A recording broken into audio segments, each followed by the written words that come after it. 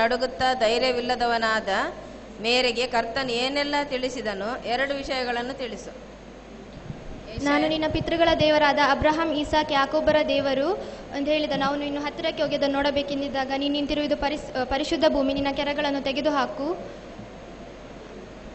ಅಂತ ಹೇಳಿದನು. ಸರಿಯಾಗಿದೆ. ಪೇತ್ರನ ಬೋಧನೆಯನ್ನು ಕೇಳಿ ದೀಕ್ಷಾಸ್ನಾನ ಮಾಡಿಸಿಕೊಂಡ ಜನರು ಯಾವುದರಲ್ಲಿ ನಿರತರಾಗಿದ್ದರು? 2 ವಿಷಯ ತಿಳಿಸು. ರೊಟ್ಟಿ ಮುರಿಯುವುದರಲ್ಲಿಯೂ ಪ್ರಾರ್ಥನೆಯಲ್ಲಿಯೂ. ಸರಿ ಆಯ್ತು.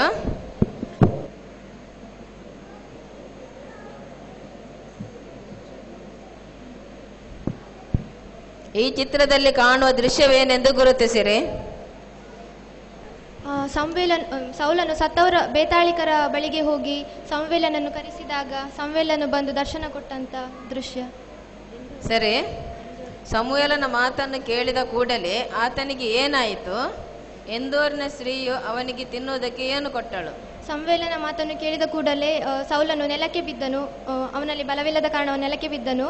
ಆಕೆಯ ಮನೆಯಲ್ಲಿ ಒಂದು ಕೊಬ್ಬಿದ ಕರು ಇತ್ತು. ಅದನ್ನು ಪಕ್ವ ಮಾಡಿ ರೊಟ್ಟಿಗಳನ್ನು ಮಾಡಿ ಅವನಿಗೆ ಬಲವಂತವಾಗಿ ತಿನ್ನಿಸಿ. ಸರಿಯಾಗಿದೆ.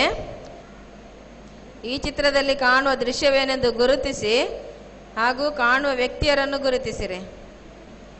ಯೋನತಾನ್ ಮತ್ತೆ ಅವನ ಆಯುಧ ಹೊರುವವರು ಫಿಲಿಸ್ಟಿಯರ ಹತ್ರ ಹೋಗುವಾಗ ಅವನಿಗೆ ಫಿಲಿಸ್ಟಿಯರ್ ಕರೆಯುವುದು, ನೀವು ಗಟ್ಟಿ ಹೇಳಿದ್ದು ನಮ್ಮ ಬಳಿಗೆ ಬನ್ನಿರಿ ಎಂಬುದಾಗಿ. ಸರಿಯಾಗಿದೆ. ಈ ಚಿತ್ರದಲ್ಲಿ ಕಾಣುವ ದೃಶ್ಯವೇನೆಂದು ಗುರುತಿಸಿ.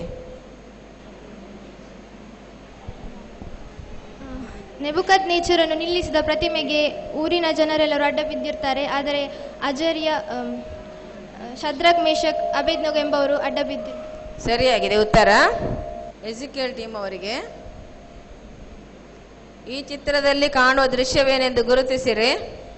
ಪೌಲ ಮತ್ತು ಸೀಲರು ಸೆರೆಮನೆಯಲ್ಲಿ ಆಸಕ್ತಿಯಿಂದ ಕೋಳ ಹಾಕಲ್ಪಟ್ಟು ಆಸಕ್ತಿಯಿಂದ ಪ್ರಾರ್ಥನೆ ಮಾಡ್ತಿರುವಾಗ ಅವರ ದೇವದೂತನು ಬಂದು ಅವರ ಕೋಳಗಳನ್ನು ಭೂಕಂಪ ಉಂಟಾಗಿ ಅವರ ಕೋಳಗಳು ಕಳಚಿ ಬಿದ್ದವು, ಕದಗಳು ತೆರೆದವು. ಸರಿ ಆಯ್ತು. ಈಗ ಎಜ್ರಾ ಟೀಮ್ ಅವರಿಗೆ.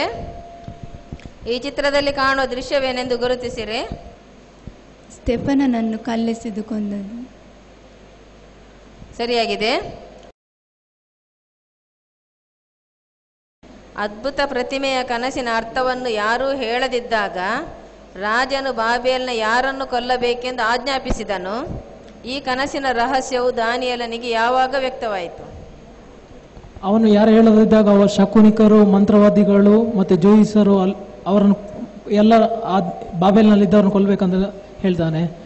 ಆಗ ಅವನ ದಳಾಧಿಪತಿಯಾದ ಅರಿಯೋಕನು ಬಂದು ದಾನಿಯೇಲನಿಗೆ ಹೇಳುವಾಗ ಅವನಿಗೆ ಈ ವಿಷಯದ ಬಗ್ಗೆ ಗೊತ್ತಾಗ್ತದೆ. ಅವನು ರಾತ್ರಿ ಪ್ರಾರ್ಥನೆ ಮಾಡ್ತಿರುವಾಗ ದೇವರು ಅವನಿಗೆ ಆ ಕನಸಿನ ಬಗ್ಗೆ ಆತನಿಗೆ ತಿಳಿಸ್ತಾನೆ ರಾತ್ರಿ. ಸರಿಯಾಗಿದೆ. 2ನೇದು, ನರಜಾತಿಯವರೊಳಗಿಂದ ತಳ್ಳಲ್ಪಟ್ಟ ನೆಬೂಕದ್ನೆಚ್ಚರನ ಬುದ್ಧಿಯು ಏನಾದ್ದರಿಂದ ಆತನು ಕಾಡುಗತ್ತೆಗಳೊಂದಿಗೆ ವಾಸಿಸಿದನು? ನೆಬೂಕದ್ನೆಚ್ಚರನ ಈ ಪರಿಸ್ಥಿತಿಯನ್ನು ತಿಳಿದುಕೊಂಡರೂ ತನ್ನ ಮನಸ್ಸನ್ನು ತಗ್ಗಿಸಿಕೊಳ್ಳದ ರಾಜನ್ಯಾರು? ಅವನಿಗೆ ಮನುಷ್ಯರ ಹೃದಯವು ಹೋಗಿ ಮೃಗದ ಹೃದಯವು ಬಂತು. ಅವನು ಮೃಗಗಳ ಹಾಗೆ ವಾಸಿಸಿದನು. ಈ ಪರಿಸ್ಥಿತಿಯನ್ನು ತಿಳಿದುಕೊಂಡರು ಅವನ ಮಗನಾದ ಬೆಲ್ಲೆಶ್ಚರನು ತನ್ನನ್ನು ತಗ್ಗಿಸಿಕೊಳ್ಳಲಿಲ್ಲ. ಸರಿಯಾಗಿದೆ. ನಿನ್ನನ್ನು ನೋಡಿ ನಿನ್ನ ವಿಜ್ಞಾಪನೆಯನ್ನು ಲಾಲಿಸಿದ್ದೇನೆ. ಈ ಮಾತನ್ನು ಯಾರು ಯಾರಿಗೆ ಹೇಳಿದ್ದು? ಹೇಳಿದ ಸಂದರ್ಭ ಯಾವುದು?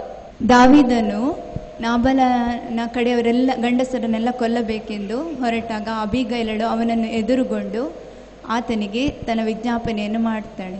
ಸರಿಯಾಗಿದೆ. ಇಸ್ರಾಯೇಲರ ನಿತ್ಯಾಧಾರನು ಸುಳ್ಳಾಡುವವನಲ್ಲ, ಪಶ್ಚಾತ್ತಾಪ ಪಡುವವನಲ್ಲ, ಯಾಕಂದರೆ ಅವನು ಪಶ್ಚಾತ್ತಾಪ ಪಡುವ ಮನುಷ್ಯನಲ್ಲ. ಈ ಮಾತನ್ನು ಯಾರು ಯಾರಿಗೆ ಹೇಳಿದ್ದು? ಹೇಳಿದ ಸಂದರ್ಭ ಯಾವುದು? ಸಂವೇಲನು ಸೌಲನಿಗೆ ಹೇಳಿದ್ದು, ಅಮಾಲೇಕರ ಎಲ್ಲರನ್ನು ನಾಶ ಮಾಡಿ ಬರಬೇಕೆಂದು ಸೌಲನಿಗೆ ಆಜ್ಞೆ ಕೊಟ್ಟಾಗ ಅವನು ಕೆಲವನ್ನು ಉಳಿಸಿ ಆಗ ಅವನನ್ನು ಉಳಿಸಿ ಮೇಲ್ಸ್ತರದ ಕುರಿದನಗಳನ್ನು ಉಳಿಸಿ ಬಂದಿದ್ದನು. ಆಗ ಸಂವೇಲನ ಅವನಿಗೆ ಕರ್ತನ ಆಜ್ಞೆಯನ್ನು ತಿಳಿಸಿ, ಅವನು ನಿನ್ನನ್ನು ಅರಸುತನದಿಂದ ತಳ್ಳಿಬಿಟ್ಟಿದ್ದಾನೆ,